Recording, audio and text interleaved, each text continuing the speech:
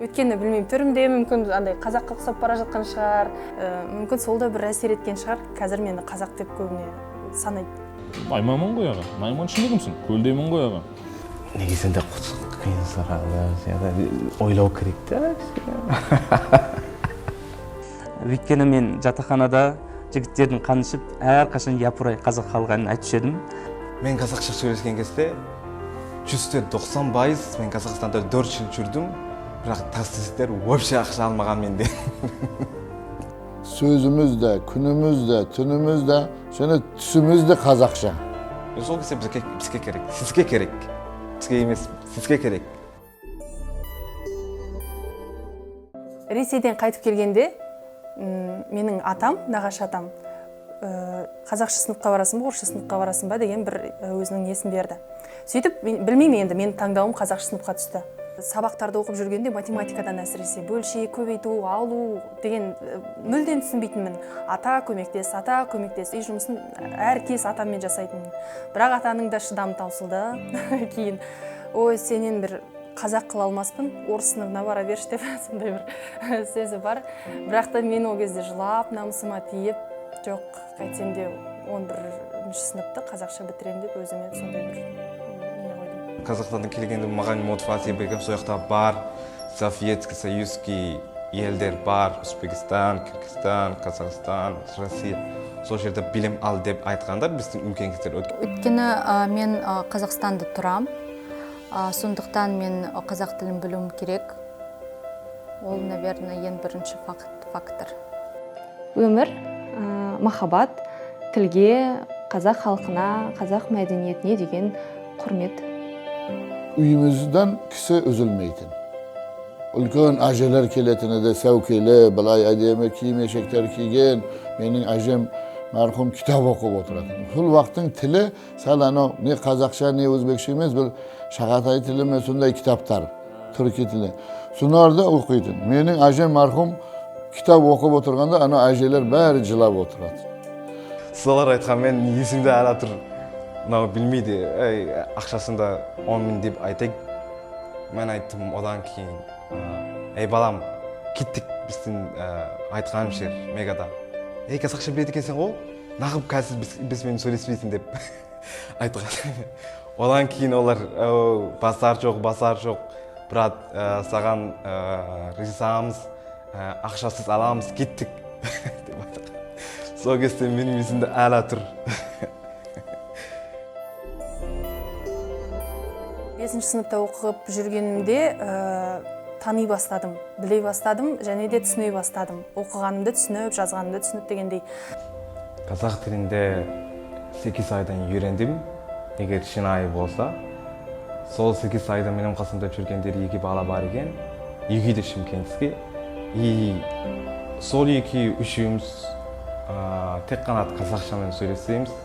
6-шы айға дейін, экспоға дейін мен өзім қазақша үйреніп, мен өзім бардым Астанада. Адамдармен араласып, практика істеп. Ой, білгенім 9, білмегенім 99. Болдым, тойдым, бәрін білемін дегеннен аулақпын, әлі де үйрену үстіндемін. Тіл білу ол күнделікті ешқашан бітпейтін жұмыс. Мен қазір еске былай айтқанда, мен міне осындай күннен бастап мен қазақ тілін үйреніп алдым, осындай күннен бастап мен қазақ тілінде сөйлеймін деген мен айта алмаймын оны. Ниетіңіз болса, ауылға жастар келсе, жастар болсын, тіл үйренем деген азаматтар келсе, кем дегенде 3 ай немесе 2 айда үйреніп кетеді. Мен әжем ол қазақ. Содан кейін ол менімен отырғанда кішкентай кезімнен менімен қазақша тек қана сөйледі. Сондықтан мен қазақ тіліне үйрендім. Ал енді 5-ші сыныпқа келген кезде мен спортпен шұғылдануға ниеттендім. Және ол жақтағы достарымның барлығы қазақ ұлтының өкілдері болғандықтан 5-ші сыныптан бастап қазақша үйреніп келе жатырмын. Әлі күнге дейін де сөз байлығымды, тіл байлығымды дамыту үстіндемін. Осы жерде деген Шымкентте осы жақта. Біріншісі, мен бір достым бар. Сол достымның ағайым екен, сол ағайымен дәті деп айтымда, ей сен не айтып жатсың, қыздарға айтылады ғой Алматыда. Алматыға айтқан жоқ, біз бірақ Алматыдамыз да тәте деген осы жерде қыздарға айтылады дейді да. Еркектерде бауырым деп, ағай деп айту керексің. Мен айтамын, ойбай, мен Шымкенттен келіп жатырмын, брат. Ренжімеші деп. Соятаки, Алматыдaki қазақша мен Шымкенттегі қазақша екеуі де үйреніп екі қазақша ғой, бөлек-бөлек. Bir ел барған кезде қателеседі, сосын қиналады, сол кезде өзі дамытуға істейді, өзгерту, тіл білу, осы адамдардың қалай ойлайды, осы келдің әлем қалай, адамдар қалай ойлайды деп. Әрине сен де өзің не істеу керексің, білу керексің, тіл адамдарға түсіну керексің. Өзгерістер болды, иә. Негізі, айтады ғой, қанша тіл білсең, сонша рет сен адамсың деп. Ұлағатты ұстаздардың айтқан бір нақыл сөздері. Расымен де солай. Менің ана тілім орыс тілі, бірақ қазір мен шүкіршілік етем. Расымен енді орысша білем, қазақшада енді 100% болмаса да бір 87% мүмкін бар шығар. Білем, енді қазақтармен сөйлесе алам еркін деген сияқты. Сондықтан да келсем, тіл білген ұтылмайды деген рас екен. Менің әлемім қазақ тілінен құралады деп айтсам артық болмайтын сияқты. Қазақ тілі мен үшін тек сөйлеу, есту құралы ғана емес, түсіну құралы емес, ол кәдімгідей қазақ халқының, қазақ мәдениетінің үлкен, терең, шек жоқ кітапханасына жалғыз ғана кілтім сол деп айта аламын. Пайдасы көп. Мен қазақша сөйлеймін, қазақша түсінемін, қазақша жазам, қазақша оқимын. Қазақстанда өмір сүремін. Өйткені бізде тіл көп. Қанша тіл білсең, сонша досың болады, сонша байлығың болады. Байлықтың мағынасы бұл жерде араласқан азаматтары. Біз осы тәжік мектебінде оқысақ та, бірақ қазақ тілі сөйлесу, әңгімелесу, көрші ауылдарының балдарымен қарым-қатынас ол міндетті түрде болатын еді. Енді мына мектепті бітіріп, ондан енді оқуға түсіп, мына дін жолына мен түстім. Мен 24 жасымнан бастап осы солтүстік жағынан Қарағанды, Жезқазған, Петропавл, Астана мына имам болып қызмет істеп жатырмыз. Сондықтан менің өмірім де, жұмысым да тікелей осы қазақ тілімен, қазақ халқымен сол ортасында қайнап пісіп, сол менен жүрдік. Сол үшін бүгін де ұлдарым да, қыздарым да еркен қазақ тілімен сөйлеседі. Албатта біздің халықтың сөзі бар ғой тағы да. Бір тіл білгенің, бір халықты білгенің. Әрине, мен өзім негізінде ұйғыр ұлтының өкілімін, және де өзім қазақ тілі мен әдебиет мамандығына түскен болатынмын. Бұл мамандық түбегейлі менің өмірімді өзгертті деуге болады. Әке, тәте, бауырым. Махаббат, қасиетті, қарапайымдылық, адамгершілік, сондай бір мағынасы жақсы сөздер ұнайды өз басыма. Қазақшада жақсы естіледі. Айналайын, жаным, рахмет деген сөздер ұнайды. Бауыржан Момышұлының қанатты сөзі бар. От бол, от болмасаң, жоқ бол. Сол себептен қазір уақытта жанып тұру керек та, сол сөз ең жақын жүрекке. Misal мен өзі айтым ғой, берекенің мағынасы барлық тілді бірдей болғансын. Misal бізде енді барака десе, қазақстанда береке. Марака, мереке. Енді жалпы көп. Бұлай негізге өзіміз, misal бұлай салыстырғанда көп сөздер біздің парсы тіліне келеді. Сол үшін біздің кісілеріміз, misal басқа ұлттардан ерекше қазақ тілін тез меңгереді. Ұя деген сөздер, отбасы, рухани азық деген сөздер. Және де әрине күрделі сөздеріміз қанағаттандыра алмағандықтарыңыздан сөздері. Осы сөздер ұнайды деуге болады. Жалпы жақсы көңіл күйді беретін бүкіл сөздер ұнайды ғой адам баласына. Махаббат, сезім, өнер, ана, әже. Ей бауырым, не болды? Тыныштық ба? Деп айтып, солар немесе тыныштық ба? Не айтып атсың? Әзіл болса да мен Шымкенттің сөздері көп чаттап аламын. Солар. Әзіл қалжың сөздер ма? Мен негізі өзім қалжыңға жоқпын. Енді күле берем әрине. Күлкілі болса күлем, бірақ өзім қалжың айта алмайтын сияқтымын. Енді орысша мүмкін, енді өз ана тілім ғой, айтатын шығармын, бірақ қазақшаға келгенде кішкене қиналамын, өйткені өз ойымды толық жеткізе алмайтын сәттер болады. Кейде бірақ біреу қалжың айтса қазақша мен күліп аламын әбден.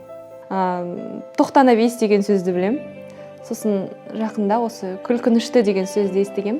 Жоғарғы оқу орнында оқыған кезде кешкісін сабақтан қайтып келе жатқам.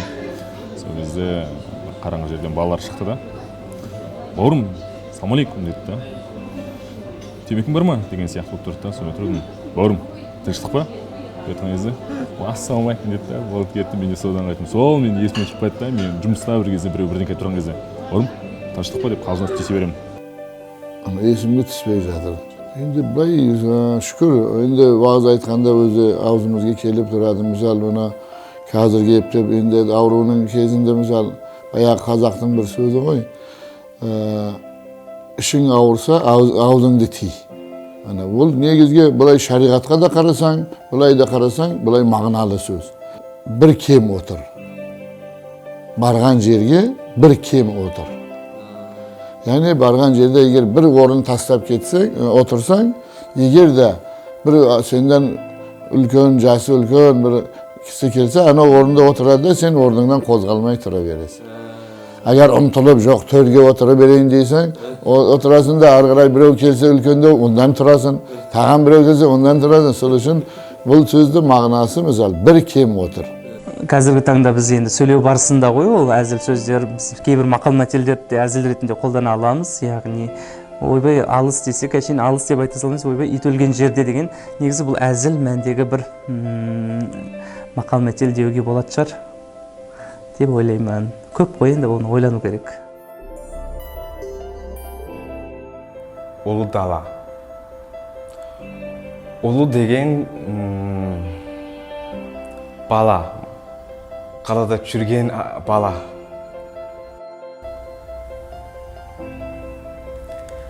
Бүкіл адамдар сенің артыңдан жүру.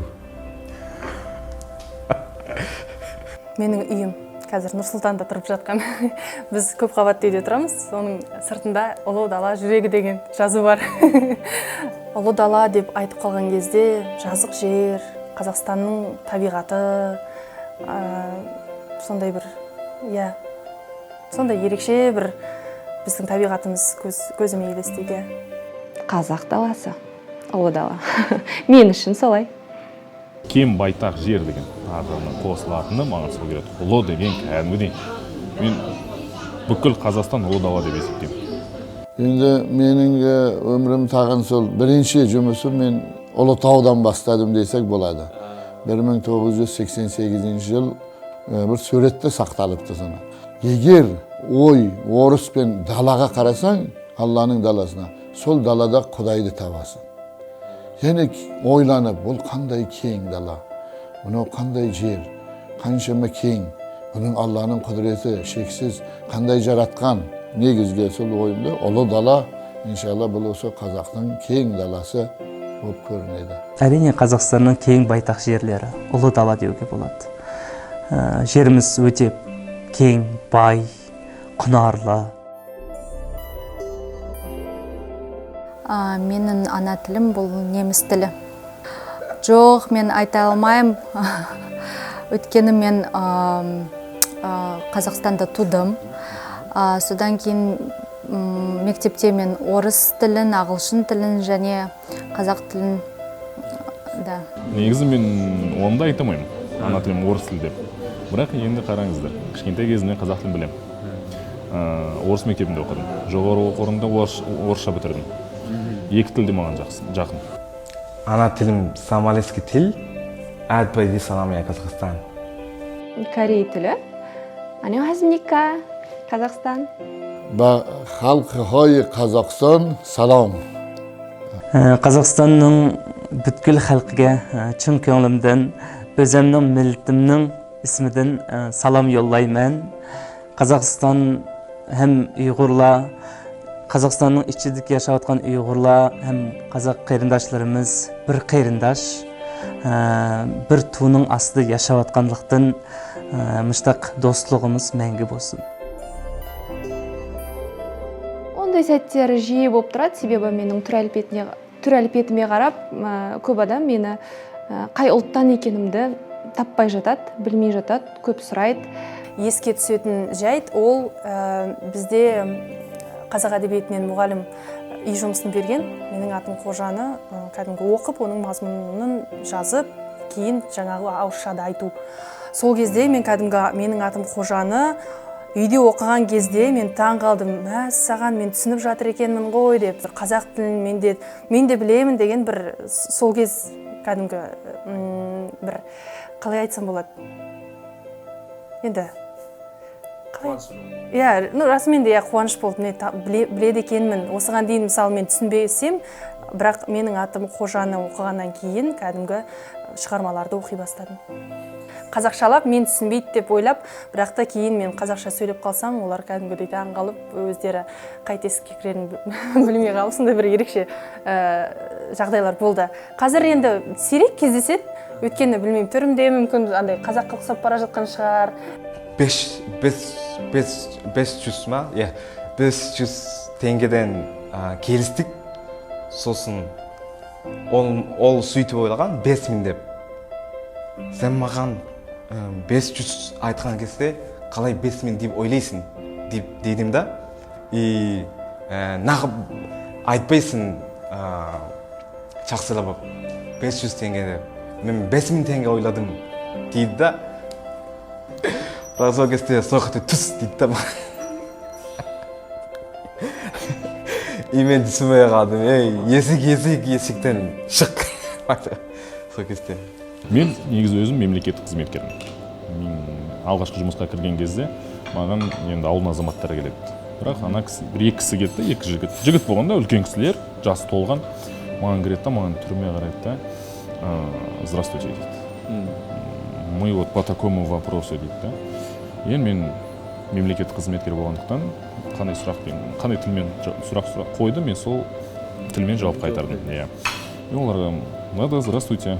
И бір-біріне қазақша сөйлеп отырды. Мен айттым, егер қиыншылық болса, егер түсінбеушілік болып қалса, қазақ тілімен жалғастыра берейік біздің сұхбатымызды. Бүкіл мәселеңізбен шеттен жан-жақтан қарап көмектесемін деп. Ой, балам, қазақ екенсің ғой дейді. Сен осы руың кім дейді. Найманмын ғой аға. Найман ішінде кімсің? Көлдеймін ғой аға. Ай, балам, молодец. Сол екеуміз отырдық, сұхбаттасып, кәдімгідей сол кезде айтады да, балам, ақ батамды саған беремін дейді. Жолың кең болсын, ашық болсын, ақ жолың болсын, үлкен-үлкен жетістіктерге жете бер. Сөйтіп, осындай өмірде қызық оқиға болған. Қызық сәтім ол әрине мен үшін ұмытылмас бір кезең, ол жарқын болашақ олимпиадасы. КТФ халықаралық қоғамдық қорының ұйымдастыруымен өтетін жылдық бір олимпиада. Ол жақта мен өзге ұлт өкілдерінің ішінде қазақ тілі мен әдебиетке байланысты көркем сөз шеберлері категориясына қатыстым, мәнерлеп оқудан. Және де соның нәтижесінде республикада жүлделі орынға ие болып, Сүлейман Демирел атындағы университетінің гранты иегері болды. Болмайды, қазақ тілін білу керек. Әсіресе қазаққа. Егер қазаққа керек болмаса, кімге керек ол? Ал егер сіз мыналар не қылады, мыналар Америкадан келді, мыналар Африкадан келді, мыналар Австралиядан келді деп айтсаңыз, одан кейін ешкім осы жақтан келіп, қонып кетеді ертең. Ештеңе айтпайды. Бірақ егер жақсы нәрселердің бәріне түсіндірсең, көрсетсең, сол кезде адамдар риза болып, құрмет тұтып, одан кейін ары қарай үйіне қайтқан кезде, ойбай жақсы екен, сондай екен деп күшті нәрселер айтады. Сол кезде бізге керек, сізге керек. Бізге емес, сізге керек. Енді адамдарды тіл білу әрекетіне, тіл білуіне қарай бөлмеуге тырысам, дегенмен тіл білсең кем болмайсың. Тіл ол бөлек әлем, ол жаңа білім. Тіл ол сені байтады. Тіл ол саған, білмеймін, маған ләззат сыйлайды қазақша сөйлеген. Сондықтан тіл үйреніңіздер деймін. Досым болса, мен біріншіден досыма айтар едім, бауырым, екеуміз қазақша сөйлесейік.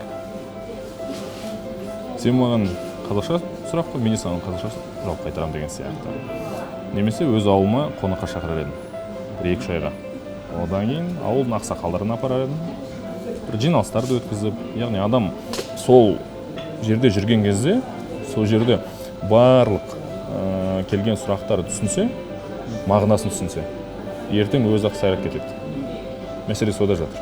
Ана тілін білмей ешкім сізді сыйламайды. Машһүр Жүсіп атамызда айтқан бар ғой, сақалы бар, мұрты жоқ, діні бар, ұлты жоқ. Не сол қазақтың дастарханы жоқ, не сол қазақтың тілі жоқ. Бұндайды мына Машһүр Жүсіп атамыз бір сөзбен айтқан, діні бар да, ұлты жоқ. Кені жақында білесіз бе, бір өте қызықты мақала оқыдым. Қадыр Мырзалидің жақсы сөзі бар ғой, өзге тілдің бәрін біл, өз тіліңді құрметте. Бірақ бір жас жігіттің мақаласын оқыдым, өзге тілдің бәрін құрметте, өз тіліңді біл деген сияқты мақаланы, ол мақал мәтелді, ол сөзді ауыстырып жіберген. Шын мәнінде де солай шығар. Атын ұмытып қалдым. Мысалы оңтүстіктен солтүстікке қоныс аударатын сондай бір бағдарлама, серпін бағдарламасы, студенттер келетін. Қысқасы осы серпін бағдарламасының енді қазақ тілінің дамуына қосқан үлесі меніңше зор деп ойлаймын. Шетелден келген, мысалы Қазақстанда шетелден келген адамдарға үйретіп, орысша емес, ағылшынша емес, басқа тілде емес, бірінші қазақша үйретіп, тағы да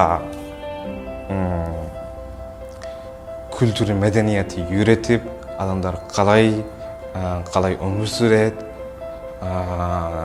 бауырсақ беріп, қымыз іштіріп. Сол кезде адамдар құрмет тұтады и риза болады. Менің ойымша қазақ тілін насихаттауда кез келген адам өз үлесін қоса алады. Біріншіден ол қазақша сөйлеу. Екіншіден ол кез келген электронды құралды, кез келген мобильді қосымшаны жүктеген кезде оның қазақ тілінде пайдалану. Кол орталықтарына хабарласқан кезде де қазақшаны таңдау. Ол қазақ тілінің орнын көрсетеді, статистикасын көрсетеді деген сияқты. Екінші жағынан ол қазақша сөйлеу және қазақша білгісі, үйренгісі келетін адамдарға қолдау көрсету. Біріншіден, ол шараның ішінен екі мәселе шығады. Біріншісі тілін үйрену, екіншісі туризм дамыту. Яғни біз айтады, этно-ауыл дейді ғой. Мысалы, таудың етегіне, әдемі жерге қазақ үй салып, оған мысалы жай қазақ емес, бізде қазір былай қарапайым инстаграмда сөзім айтсақ хит болып кетті дейді ғой. Темір қазақ үй емес, кәдімгідей ескі бұрыннан келе жатқан қазақ үйіміз. Одан кейін 1-2 бие, сиырлар, қойлар и азаматтар келген кезде туристтар, мысалы, тек қана қазақ тілінде сөйлесу солар. Енді олармен сұхбаттасатын, мысалы, екі тілге аударып жүретін азаматтар жүреді қасында, бірақ олар қараңыз, сиыр сау, бие байлау, мысалы қой бағу жүреді, қой бағу болғанда ол басты мәселесі атқа мініп. Атқа мініп, ары өтіп, бері өтіп. Яғни, сол жерде мысалы, келген кезде азаматтар сол уақыттың киімін киеді, сол уақыттағы тамағын ішеді, одан кейін мына ең біріншіден интернеттен алып тастау керек. Мысалға айтатын болсақ, қазіргі таңда мен Руандадан, яғни Африканың студенттерін, Кенияның студенттерін үйретіп жатырмын. Олар қызығып үйреніп жатыр. Өйткені оларға тілді үйрену өте жеңіл ретінде көрсетесіз, және де өте көп әдіс тәсілдер арқылы қызықтырасыз, оның нәтижесін көріп жатырмыз, Құдайға шүкір. Міндетті түрде. Міндетті түрде. Әрине. Бұл тіпті де енді ең бірінші тұрған міндет түрде қазақша балабақшаға барады, кейін мектепке барады. Ал егер Шымкенттен қыз алсам,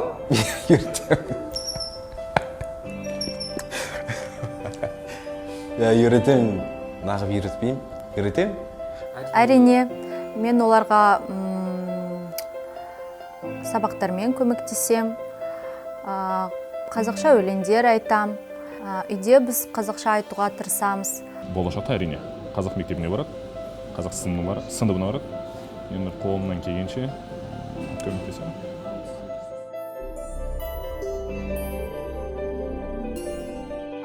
Әнші болмағаннан енді ән айтпай қойын, бірақ